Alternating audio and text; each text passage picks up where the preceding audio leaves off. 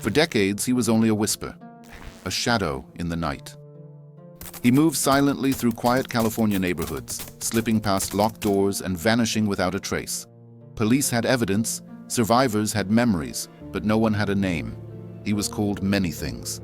The Visalia ransacker, the East Area rapist, the original Night Stalker. Different cities, different times, but the fear was the same. No one knew it was all the same man. Years turned into decades. Cases went cold, families waited, the trail ran dry.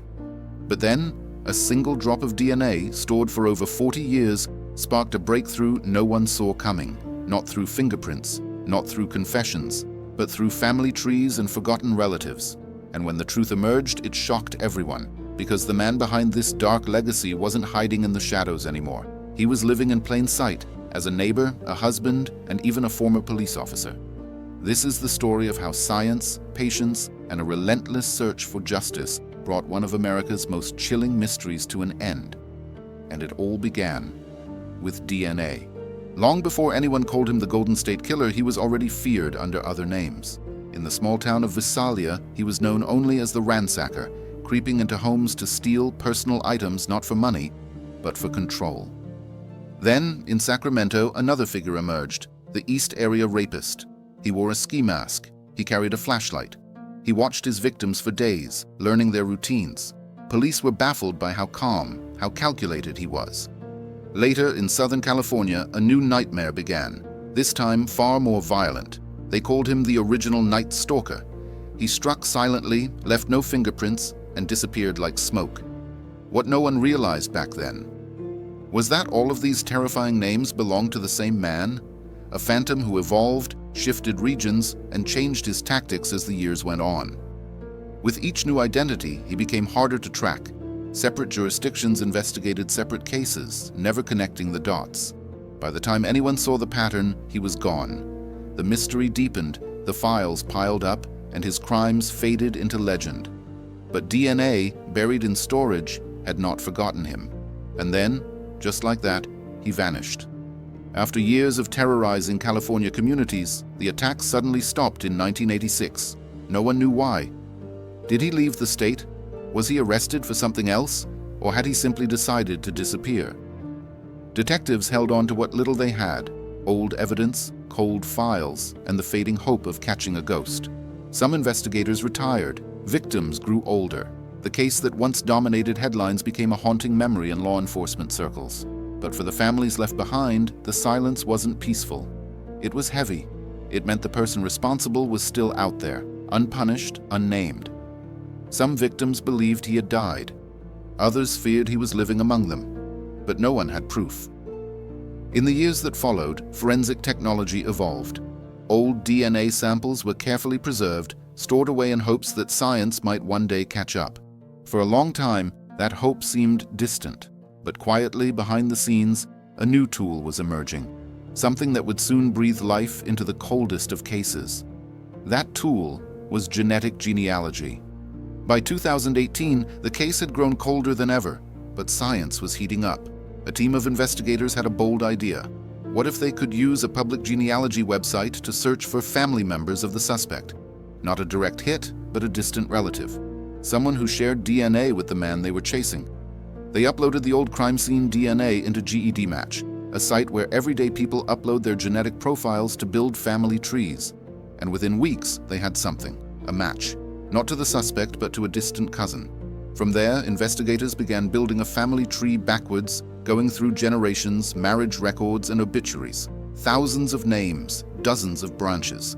Until one man stood out, Joseph James DeAngelo, a former police officer, a family man, living quietly in a Sacramento suburb. They followed him, collected a discarded tissue from his trash, ran the DNA. It matched perfectly. The man who had evaded police for over 40 years was finally unmasked, thanks to the very science he never imagined would exist. It was a groundbreaking moment, not just for this case, but for forensic history, and it was only the beginning. On April 24, 2018, the quiet streets of Citrus Heights, California were shaken. Police surrounded the home of 72-year-old Joseph James DeAngelo, a retired cop, father, and neighbor. To most, he was just a grumpy older man who kept to himself. But behind those ordinary walls lived one of the most elusive criminals in American history. Authorities watched for days before making their move. When DeAngelo walked outside, they took him into custody without incident. Inside his home, they found disturbing signs of a man who had never truly stopped watching, never fully let go of his past. The reaction was immediate and overwhelming. Families who had waited decades received the call they thought would never come. Victims were stunned. Some cried, some stayed silent. They finally had a name, a face, to the nightmare that haunted their lives. And the public? They were shocked that a former police officer had lived unnoticed for so long. The man trained to uphold the law had spent years methodically breaking it. The mystery was no longer just about who he was.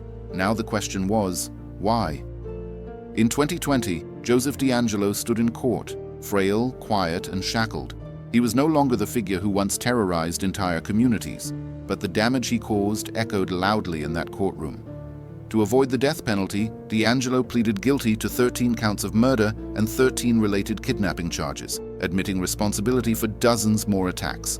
As part of the deal, survivors and victims' families were given the chance to speak. What followed were days of raw emotion. Survivors who had been silenced for decades finally had their moment. They spoke of pain, trauma, resilience, and of stolen peace. They faced the man who had once held their lives in fear and told him, "You didn't win." Some forgave him, others didn't, but all reclaimed their voices. DeAngelo sat motionless. He said almost nothing.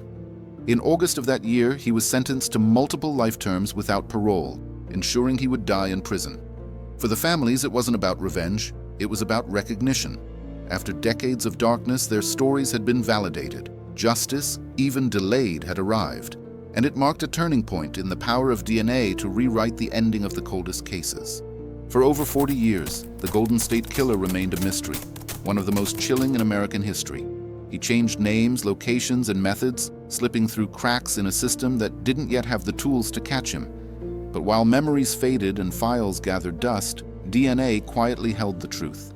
A single genetic fingerprint preserved across decades became the thread that unraveled it all. The case wasn't just a triumph of forensic science, it was a story of patience, persistence, and the resilience of those who never gave up. It showed that even in silence, justice can still speak, and this case wasn't the only one. The success of using genetic genealogy to catch DeAngelo launched a new era in cold case investigations. Across the country, long unsolved cases, some buried for generations, were pulled back into the light. It proved that no matter how much time passes, some secrets can't stay hidden forever. And sometimes the answers come not from new crimes, but from old evidence finally understood. If you're fascinated by how cutting-edge DNA technology is cracking cases once thought unsolvable, you're in the right place. Subscribe to The Mystic Theory for more real stories where science brings long-lost justice to light.